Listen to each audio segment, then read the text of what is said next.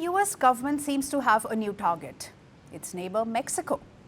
Reports suggest the government is sketching some new plans. It plans to send American troops and intel officers into Mexico. This is to go after drug cartels. Some of those forces are already being trained. That's what reports claim. The focus will be on drone strikes and covert operation, very similar to what the US has been doing in Venezuela. But why Mexico now? And what does this plan mean for the region? Now think of this as a mission sketch. Reports suggest it's all just a plan now. The idea is target the drug trade in Mexico, both their leaders and the infrastructure.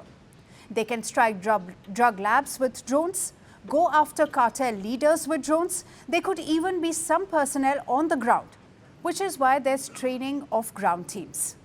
Officials say a decision hasn't been made yet, that this is not an imminent invasion, but this is more like an option, a plan kept on the back burner.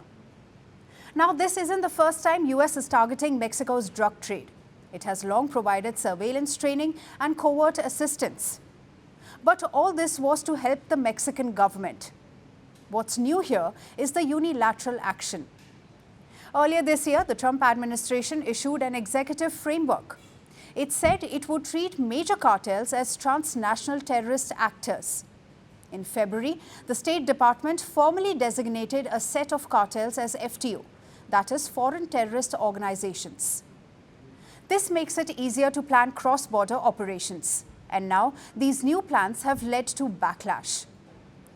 So what is Mexico saying about this? Publicly, Mexico's president has rejected unilateral US military action on Mexican soil. Mexico does cooperate with US on intelligence and extraditions. It even deploys its own troops against traffickers. But letting US forces operate is tricky territory. Mexico insists on sovereignty. Washington also says it prefers coordination. But there's a caveat. The US won't rule out solo action if US security is at stake. That tension is why the White House says many missions would stay secret. And it is not much different from what the US is doing in the region. Take Venezuela, for example. In 2 months, US strikes have killed at least 60 people. Washington says it was targeting drug smuggling boats that are vessels carrying narcotics. But Caracas disagrees. It says this isn't counter-narcotics, it's war. And the real goal is regime change. Meanwhile, the US military buildup keeps growing. Warships, bombers, fighter jets, drones, marines. The USS Gerald R. Ford, the world's biggest aircraft carrier, is now in the Caribbean. Reports say new targets inside Venezuela have been identified. Ports, airstrips, naval bases. These are all key points on suspected drug routes.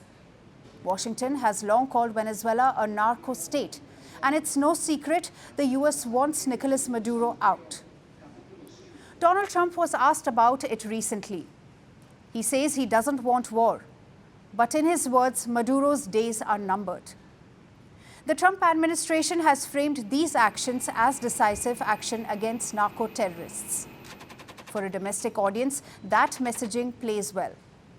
Internationally, it provokes questions about sovereignty. And cartels are not proto-states in a tidy way, nor are they conventional military targets. They are hybrid criminal networks. Strike a lab and the cartel moves production. Dismantle leadership and someone rushes to fill the vacuum. So it isn't as easy as the Trump administration says.